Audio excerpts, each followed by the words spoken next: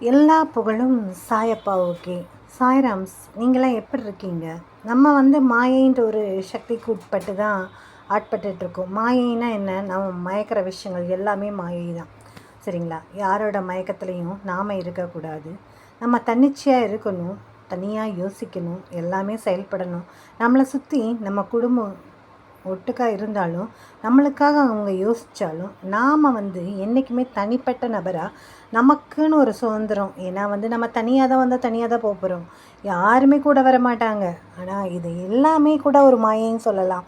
சரிங்களா? ஆனால் எந்த ஒரு இதுலேயும் பற்றோடையும் இரு, பற்றற்றும் இரு. ஏன்னா யார் நிர்கதியாக இருக்கக்கூடிய அந்த காலகட்டத்தில் தான் தெரியும் எல்லாமே பற்றற்று இருந்திருக்கலாமோ அப்படின்னு. அதுக்காக எல்லாத்தையும் விட்டுட்டு பற்றற்று நம்ம கட்டுப்பாடை மீறி இருக்கவும் கூடாது. எல்லாமே ஒரு அளவோட லிமிட்டோடு இருந்துக்கிறது நல்லது. நம்ம கரெக்டாக இருந்தோம்னா தான் இந்த பிரபஞ்சம் நம்மளுக்கு வேணுங்கிறதெல்லாம் கொடுக்குமாமா. அது நம்மளுக்கு தெரியறதில்ல. நம்ம ஒரு உதவிக்காக அங்கங்கே அலைஞ்சிட்ருப்போம், நம்மளுக்கு கிடைக்கவே கிடைக்காது. ஆனால் நம்மக்கிட்ட உதவிக்காக நிறையா பேர் வருவாங்க, அவங்களையும் நம்ம உதாசீனப்படுத்திடுவோம். நம்மக்கிட்ட இருந்தும் உதாசீனப்படுத்துறது வேறு, இல்லாமல் இருந்து உதாசீனப்படுத்துறது வேறு. நம்ம வாய் வார்த்தையாவது நம்மக்கிட்ட தேடி வந்தவங்கள நம்மளை மனுஷனாக மதித்து வந்தவங்ககிட்ட நம்ம கொஞ்சம் தரமாக பேசி உணர்த்தலாம். உன்னால் 10,000 கேட்டு வந்தாங்கன்னா 10,000 கொடுக்க முடியாது, 5,000 கொடு, இல்லைனா 2,000 கொடு, இல்லைனா 1,000 கொடு.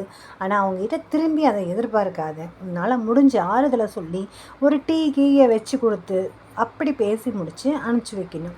அவங்க மனசு நொந்துற மாதிரி நம்ம பண்ணக்கூடாது. ஏன்னா நோகிற மாதிரி பண்ணக்கூடாது. ஏன்னா அவங்க ஏதோ ஒரு சூழ்நிலையில் தான் நம்மளை இப்படி தேடி வந்திருக்காங்களே. இப்படி ஒரு சூழ்நிலை தான் நம்ம டைரக்டர் அகத்தியன் இருக்கார்ல, அவருக்கு வந்துச்சாமா. அவருக்கு அப்பாவோட இறப்பு காரியத்தில் கலந்துக்கிறதுக்காக போகணும்னா அதுக்கு காசு இல்லையாமா. அவர் பெரிய டைரக்டர், அவர்கிட்ட என்ன காசு இல்லாமையாக இருக்கும் அப்படின்ற கதையெல்லாம் வேண்டாம். எல்லாருமே அடிமட்டத்துலேருந்து மேல் மட்டத்துக்கு வந்தவங்க தான். அப்போது அவர் என்ன செய்யறதுன்னு தெரியாமல் எல்லாத்துக்கிட்டையும் கேட்டு இந்த சூர்யா அந்த படத்தில் சொல்லுவார், அது மாதிரி கேட்டு யாருமே இல்லைன்னு சொல்லிட்டாங்களாம். அப்போவும் ஒரு புண்ணியவான் காசு கொடுக்க வந்திருக்காரு. யார் அவருன்னா மணிவண்ணன் சார் தான். அப்போது 1,500 கொடுத்து அனுப்பிச்சிட்டாரு. இவரும் எல்லாம் போயிட்டு வந்துட்டாங்க. அப்புறம் கொஞ்ச நாள் கழித்து இவர் நிறைய படம் அகத்தின்னு எடுத்திருக்காரு. ஒரு 6-7 படத்துக்கு மணிவண்ணன் சாரை நடிக்கிறதுக்கு கூப்பிட்ருக்காரு. எல்லாம் படம்லாம் முடிஞ்சிருச்சு. ஒரு நாள் அவங்க ஃப்ரீயாக சந்திக்கிற நிலமை வந்திருக்குது. அப்போ சந்திக்கும் போது அவர் சொன்னாராம்மா, ஐயா நான் உங்ககிட்ட இந்த மாதிரி 1,500 வாங்கினேன், ஆனால் என்னால் திருப்பியே தர முடியலையே சார் அப்படின்றாரா. அதுக்கு அவர் சொன்னாரா, இல்லையேப்பா நீ கொடுத்துட்டியே இல்லைங்கடி. இல்லை சார் நான் கொடுக்கவே இல்லையே அப்படிங்கும்போது, இல்லை சார் இல்லைப்பா நீ ஒரு 6-7 படம் எனக்கு நடிக்கிறதுக்கு கொடுத்தியா, அதுக்கு சம்பளம் கொடுத்ததானே, அது எவ்வளோன்னு உனக்கு தெரியுமா அப்படின்னு கேட்டாராம். தெரில சார், அங்கே இவங்ககிட்ட கேட்டதாக தெரியும், அதாவது அந்த இதில் ஒர்க் பண்ணுவாங்களா, அதுக்குன்னு ஒருத்தங்க இருப்பாங்கள்ல, அவங்ககிட்ட கேட்டதாக சார் தெரியும், எனக்கு தெரில அப்படின்னாராம். நீ ஒரு 6-7 படம் எனக்கு நடிக்கிறதுக்கு வாய்ப்பு கொடுத்த, அதுக்கு உண்டான சம்பளம் எவ்வளோ தெரியுமா, 75 லட்சம் நீ எனக்கு கொடுத்துருக்க. இந்த 1,500 பெருசு இல்லைப்பா அப்படின்னாரு. இல்லை சார் நான் அதை கொடுக்கணும் அப்படின்னு. இல்லைப்பா நீ கொடுக்க வேண்டியதே இல்லை. இந்த பிரபஞ்சம் இருக்குதுல்ல, பிரபஞ்சம் அது என்ன பண்ணிகிட்டு இருந்துச்சுன்னா 75 லட்சம் ரூபாயை கையில் வச்சு தொலைவிட்டே இருந்திருக்குது, யாருக்கு கொடுக்கலான்னு. அப்போது 1,500 கொடுத்த உனக்கு உன் காலகட்டத்தில் உனக்கு நான் 1,500 கொடுத்தேன். அப்போ உனக்கு நான் ஹெல்ப் பண்ணனால அந்த பிரபஞ்சம் எனக்கு 75 லட்சம் ரூபா கொடுத்துருச்சு அப்படின்னு சொன்னாராம். உண்மையான விஷயம்.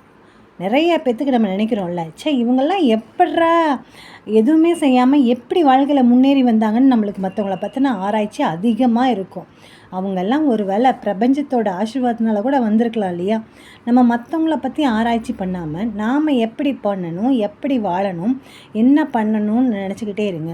உங்களுடைய ஒழுக்கம் மற்றும் உங்களுடைய பண்புகள் இதை பேஸ் பண்ணி தான் உங்களுக்கு எல்லா விஷயங்களுமே நன்மையாக கிடைக்கும். இந்த பிரபஞ்சம் உங்களுக்காக கொடுக்க காத்துட்ருக்கு. அப்போ நீங்கள் என்ன செய்யணும், எல்லாத்துக்கும் கொடுக்க ஆரம்பிக்கணும். கொடுக்க கொடுக்க அவர் இங்கே ஒரு மகராசை இருக்கிறான்டா, இவன் எல்லாத்துக்குமே கொடுக்குறான்டா அப்படின்னு சொல்லிட்டு உங்களுக்கு அள்ளி அள்ளி கொடுப்பாங்க. அது நான் வாய் வார்த்தை மூலிமா சொல்கிறேன், நீங்கள் செஞ்சு பாருங்கள். உங்களுக்கு நிறைய காசு கொட்டணும்னு கொட்டதாங்க போகுது. சாயப்பாவோட ஆசீர்வாதம் நிறைஞ்சு இருக்கும்போது நம்மளுக்கு என்னங்க குறை வந்துட போகுது? அப்படியே நம்ம குறை இருக்கிறதா நினச்சிக்கிட்டு இருந்தாலும் அது குறையாவே இருக்காதுங்க. அதை தீர்க்கறதுக்கு தான் அவர் அழகான வழிகளை நம்மளுக்கு கண்ணில் காமிச்சிட்ருப்பாரு. நம்மளுக்கு கஷ்டங்கள் இருக்கிறதுன்னு எல்லாத்துக்குமே தெரியும். ஆனால் அந்த கஷ்டத்தை நம்ம அனுபவிக்கிறோமா, நம்ம கஷ்டம்னு உணர்கிறோமா அப்படின்ற நிலமையில தான் நம்மளை வச்சுருப்பாரு தெரியுமா. நான்லாம் நிஜமாகவே அந்த நிலமையில தான் இருக்கேன். கொரோனா டைமில் கூட யாருமே சம்பாதிக்க முடியாதப்போ கூட அந்த பிரச்சனைகளெல்லாம் சமாளித்து வர்றதுக்கு காரணம் என்னென்னா, கஷ்டங்கள் கஷ்டமாக தெரியல. ஏன்னா அவர் ஃபுல்லாக அவரோட ஆசீர்வாதம் தான். சரிங்களா? இன்றைக்கி அப்படி ஒரு ஆசீர்வாதத்தை தான் உங்களுக்கும் அவர் கொடுக்க போகிறாரு. என்ன கொடுக்க போகிறாருன்றதை தான் நாம் இன்றைக்கி பார்க்க போகிறோம். சரிங்களா? நீங்கள் பார்த்தீங்கன்னா சாயப்பாவோட மேலே அதிகமான நம்பிக்கை வச்சுருப்போம். அவர் ஒவ்வொரு நேரம் அவர் மேலே நம்பிக்கை வச்சுருக்கனால மட்டும் எல்லாமே கிடைச்சிருமான்னு பார்த்தா கிடைக்காது. அதுக்குரிய நேர காலம் வந்தால் தான் கிடைக்கும். நம்ம எல்லா சாமியும் கும்பிட்டுட்டு டக்குன்னு இவர்கிட்ட வந்தோடனே இவர் தூக்கி தூக்கி அள்ளி கொடுப்பாரு அப்படின்னு பார்த்தா கிடையாது. நீங்கள் பொறுமையாக இருக்கணும். அந்த காலம் வர வரைக்கும் இவர் நம்பிக்கை நிறையா கொடுப்பாரு, தைரியம் நிறையா கொடுப்பாரு. சரியா? மகனே காத்துட்டு, உனக்கானது எல்லாம் செய்கிறேன், இன்னும் கொஞ்ச நாள் மட்டும் வெயிட் பண்ணு அப்படின்னு உனக்கு அதிகமான பொறுமையும் நம்பிக்கையும் சகிப்புத்தன்மையும் கூட நான் இருக்கேன்னு உணர்த்திக்கிட்டே இருப்பார். இதை விட வேறு என்ன வேணும்? அந்த காலகட்டம் வந்துச்சுன்னா டக்குன்னு உங்களுக்கு ஆட்டோமேட்டிக்காக எல்லாமே கிடச்சிரும். சரிங்களா? மிக மிக நுட்பமான சக்தி ஒன்று அனைத்தையும் சமநிலையில் வைத்திருக்கிறது. அதனை உணருங்கள், அதனை கிரகியுங்கள், அதனிடம் திறந்திருங்கள். முட்டையிடுவதற்கான நேரம் வருவதற்கு முன்பாகவே பறவைகள் கூடுகளை கட்டத் தொடங்குகின்றன. ஆனால் என்ன நடக்கிறது என்று தெரிந்து கொள்ளாமலேயே பறவை செய்து கொண்டிருக்கிறது. யாரோ வழிகாட்டுகிறார்கள். அதனை இயற்கை என்று அழையுங்கள். கடவுள் என்ற ஒரு வார்த்தை ஒருவேளை உங்களுக்கு பிடிக்காவிட்டால் அதனை இயற்கை என்று அழையுங்கள். இரண்டிற்கும் பெரிய வித்தியாசம் எதுவும் இல்லை. இரண்டும் ஒன்றுதான். ஆனால் ஒரு விஷயம் மட்டும் உறுதி, விஷயங்கள் அனைத்தும் கவனிக்கப்படுகின்றன. பிறகு எதற்கு இந்த பொறுமையின்மை? எதற்காக இந்த திட்டமிடல்? பிறகு எதற்காக இந்த பரபரப்பு? பிறகு எதற்காக இந்த வருத்தம்? பொறுமையாக இருங்க, காத்திருங்க, நம்புங்க, உணருங்க. பார்வைக்கு புலப்படாத சக்தி ஒன்று உங்களை சுற்றிலும் வியாபித்திருக்கிறது. அந்த சக்தி நீங்கள் கடவுள் என்றாலும் சரி, இயற்கை என்றாலும் சரி அப்படின்னு சொல்கிறாரு. உனது நிலை தடுமாறும் சமயத்தில் நண்பர்களும் சரி, உறவுகளும் சரி உன் அருகில் வரவே யோசிக்கும். தைரியமாக இரு, கலங்காதே. உன் துயரங்களை போக்க நான் இருக்கிறேன். நம்பிக்கையுடன் இரு, உன்னை என்றும் கைவிட மாட்டேன்னு அழகா அற்புதமாக சொல்கிறாரு. அப்படி ஒரு ஆசீர்வாதம் நம்மளுக்கு கிடைக்கும்போது நாம் ஏங்க பயந்துட்டு நடுங்கிட்டு இருக்கணும்? சூப்பராக வாழ்வோன்ற நம்பிக்கையோட காத்திருங்க, பொறுமையாக, அதிகமான நம்பிக்கையோட. ஜெய் சாய்ராம். சாயப்பாவின் திருவடிகளே சரணம்.